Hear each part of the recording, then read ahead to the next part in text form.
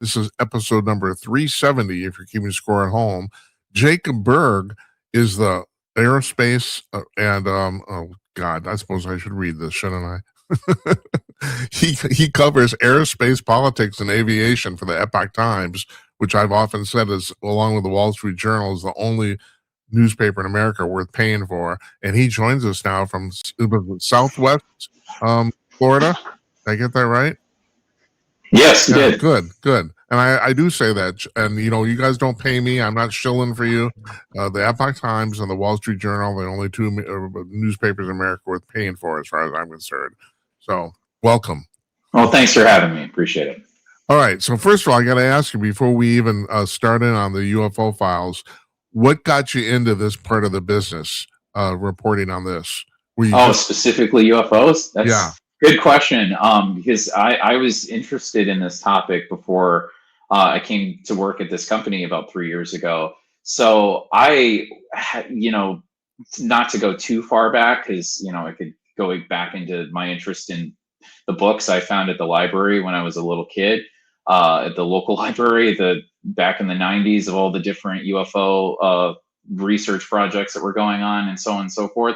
But really, I got back into the subject in around 2017, 2018, when that initial report from New York Times that came out on this Pentagon associated government UFO program, which we could spend hours literally on just talking about that alone, because there was some truth to the initial report, and then there were some things that eventually ended up getting I won't necessarily say fully debunked, but just the reporting kind of went in another direction. And so from there, I got really interested in the whatever government UFO files are available, because there's just, within the broader subject to UFOs, there's a lot of claims, as you can imagine, and as the public and your listeners can imagine.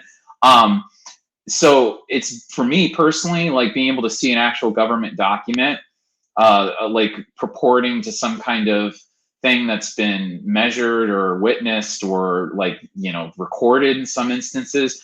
That's even more interesting to me than, stories are really fascinating from various people. They go out in the woods and go hiking and they see something in the sky, and those stories can be interesting, but it's even more interesting for somebody like me when you see an actual report from somebody like John Greenwald at the Black Vault. He's been doing this since since I was a kid, since the late 90s, and he does Freedom of Information Act requests with various government agencies. He's been on the show, and he's very, very good at getting that information out of the government. I mean, it's an art, as far as I can tell.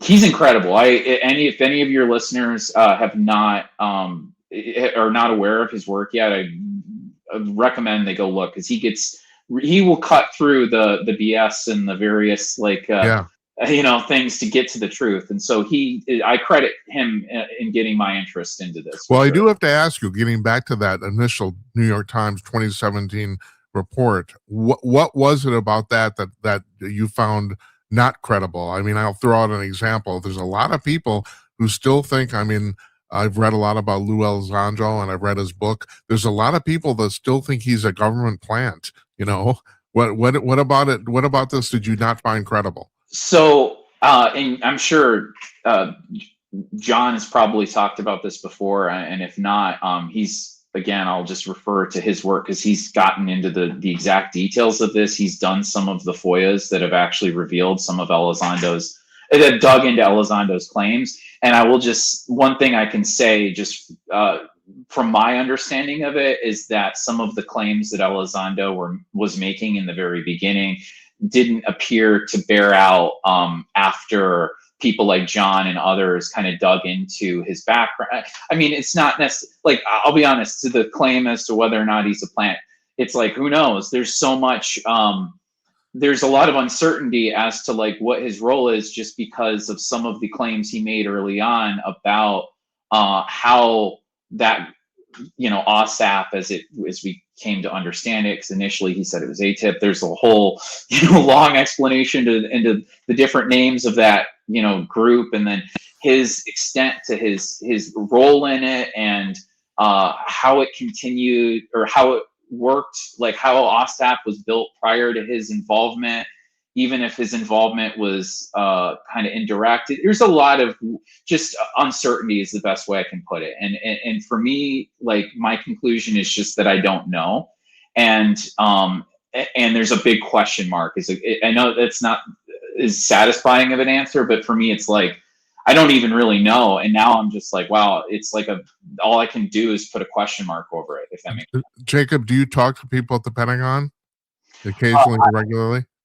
One of my colleagues, Ryan Morgan, is our Pentagon reporter, and he's there daily, well, often daily, and also works out of our DC office. But it's funny enough, I haven't had a lot of conversations with him about this exact topic. So I'll have to ask him if he's had any direct conversations with people there about this topic. I will say I have talked to via email the main point person at the Pentagon for the UFO subject, Susan Goff, who's like, she handles a lot of the press inquiries, as John has. No, it's funny you should bring up her, because I was going to talk to you about that. There's a gentleman named Jazz Shaw who passed away about 18 months ago, and he wrote for the Debrief and Salem. Yeah, I heard about that. He was a regular guest on the show, and him and I became friends, and he was quite connected to the Pentagon. First of all, regarding Suzanne Goff, he said, and I figured this out a long time ago, that is, she is very, very careful how she basically edits her own words. You were talking about the difference between ASAP and ATIP, I mean, yeah. So the difference is, did one become the other? And she might say, well, ATIP did not do this, and she's technically correct, but ASAP did. It's like that, and that's the one thing that Jazz constantly pointed out to me, is that they're very, very careful through their wording and to not lie, but they can still basically deceive the public. And do you think they're doing that regularly? I mean, I'll be honest, their own documents point out a lack of consistency in the narratives, and not just the narratives, but just like the actual things that they've said from, going back decades. They have their own documents will contradict previous statements they've made. I mean, it's like when they ended Project Blue Book in the 69 or 71 or whenever it was the late 60s, early 70s. They were like, yeah, we're done investigating UFOs. Well, there's paper trail going since that point in time, showing that they just siloed it off into other, instead of the Air Force doing it, which was the case at the time, my understanding is some of it got sent to the Department of Energy, the intelligence community in some cases, and hell, the Pentagon probably had their own actual on the, OSAT became a thing eventually, but that was decades later. But I guess my only point is that their own documents point to a lack of consistency, for sure. So to the average person, you look at this, they say, well, I understand why NASA would be involved, and maybe I even understand why the CIA is involved, but can you explain to our viewers how the Department of Energy figures in all this? Now, I kind of have an idea, but I want to know what you think. You're the guest.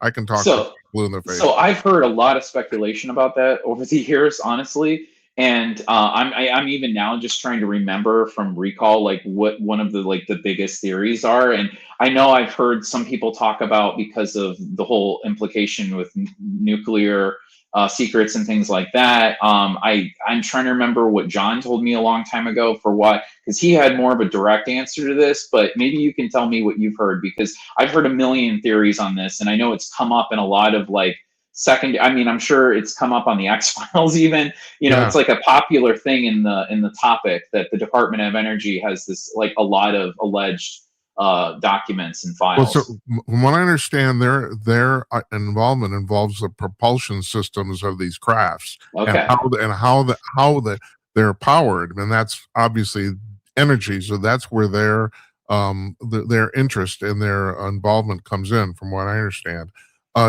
So you were, and actually, this comes down to something you wrote about in your article. So the reason you're on here is because you've been writing about the releases by the Department of War of the what are called the UFO files, basically. And you, in your current article on the Epoch Times, you wrote about a meeting of basically atomic scientists at Los Alamos.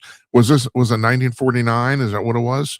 Yeah, I have it right here. Yes, it was 49, and yeah, it was at Los Alamos, and that was one of the more interesting things to me in the file release because look, I'm sure you've seen it. A lot of your listeners have probably seen it. A lot of these files are just, I imagine them kind of scraping the bottom of the barrel of what they've Yeah, got in terms, right. not all of them, but like I could say the vast majority of them.